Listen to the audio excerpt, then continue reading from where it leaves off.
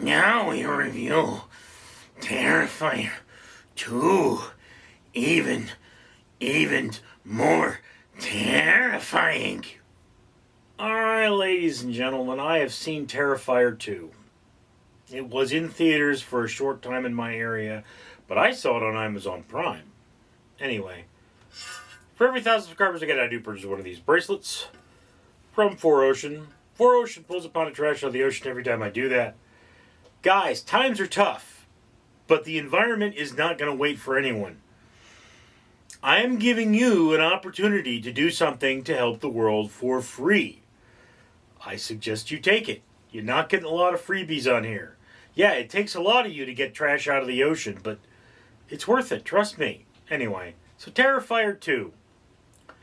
Terrifier is the story of Art the Clown. He apparently was in a short in a larger movie I didn't see. Then he was in Terrifier. I saw that. He goes on a rampage and disfigures some chick, and she appears at the beginning and end to bookend the story. In this version, in the Terrifier universe, we start with this hot chick, her dorky little brother, and her mom, who are experiencing Halloween in the same place where the Terrifier happened. Art the Clown has come back. We don't know exactly what's happened to him in the last year since the first movie. But, you know, in the first movie it said that he animated from his body got out of the morgue, and we saw that happen. He got up and walked away. In this movie, we see the aftermath, or him actually leaving the morgue and then washing his clothes. Then apparently he just chills for a year until the next Halloween. And then the next Halloween, he goes on a rampage again. Only, this chick dresses up like a Valkyrie and has a magic sword, and that has something to do with this movie that I can't really reveal. But yeah, this movie's weird. Movie's weird like the last movie. I would say that it doesn't have as much sexy, but you still see Art's hiney. Art's naked hiney, which, just by the way, if you're running around with your naked hiney, sitting on chairs is actually considered rude. You're supposed to put something down. At a nudist colony, you put a towel down on the chair so you don't butt stain it and it doesn't get all nasty. And that, you know, I granted he's a clown or a evil demonic mime? What is he? I mean, he's mute, so he can't talk.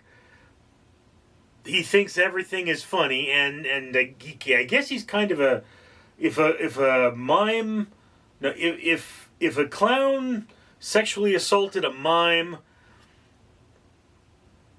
if a demonic clown sexually assaulted a demonic mime, you would wind up with this if their child were mentally deficient. Okay. So that's where you have it. And then this movie has a second demonic mime clown evil lust baby. This one's female. And there is a non-present oracle character in the nature of the Valkyrie chick's dad, who apparently had a brain tumor, saw a bunch of stuff, and then died. So it's entirely possible that everything within the Terrifier universe is happening inside the head of a man who's sitting in a hospital room waiting to die from a brain tumor, and that's why it's just so weird. That's a possibility in this universe. Now, look, Terrifier is supposed to be high on creepy, low on substance. The story is just kind of there to be a vehicle for the weirdness. You have, in this one, the introduction of the Clown Cafe, which is a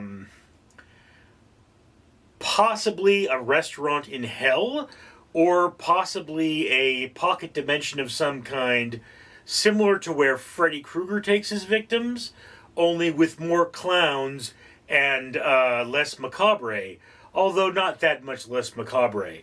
I mean, look, you know, when you order things at the Clown Cafe, you better eat it before it runs away.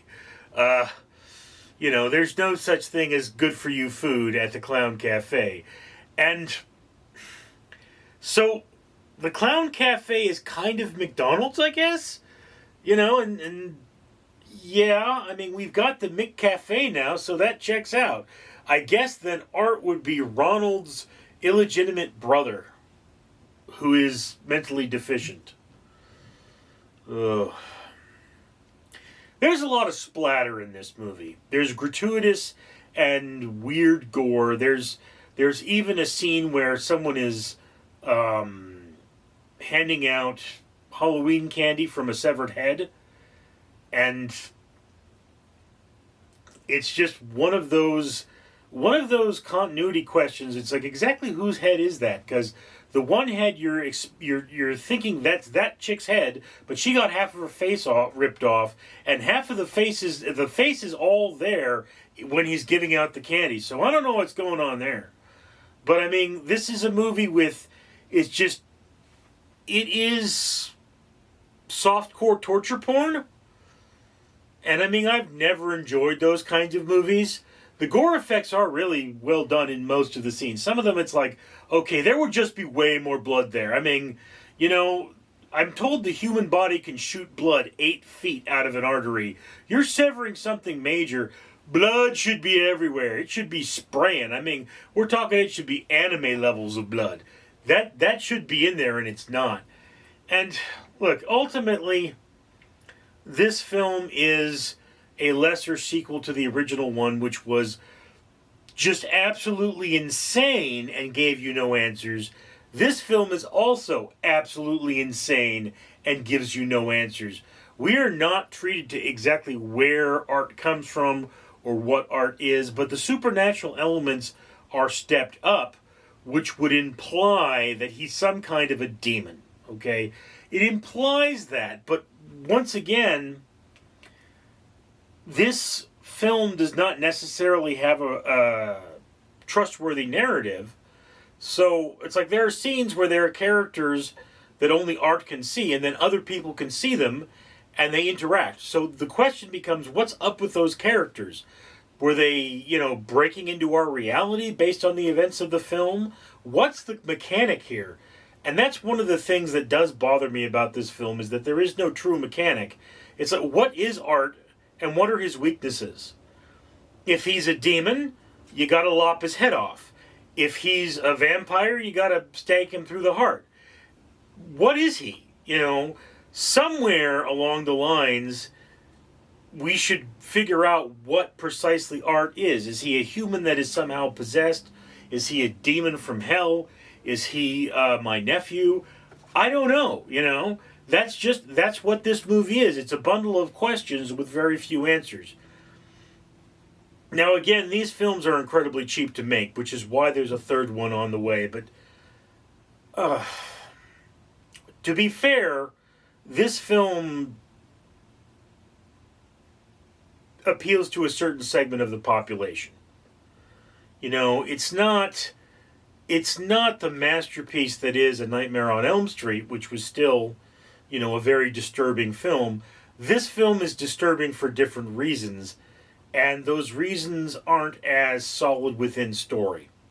So I have to say that for the average person, you may want to watch this film just to be part of the zeitgeist, to understand what's going on. So it's in the middle of your watch list. It's not a film you should be looking for.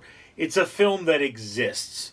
If you're a horror hound, if you love horror movies, if you have seen A Nightmare on Elm Street 15 times, this is a must-watch. It is a disturbing movie with blood, guts, gore, and two smiling evil hell spawns that remind me of members of my family, only thin. So yeah, there you have it. For the average person, watch this if you have nothing else to do. Middle to lower middle of your watch list.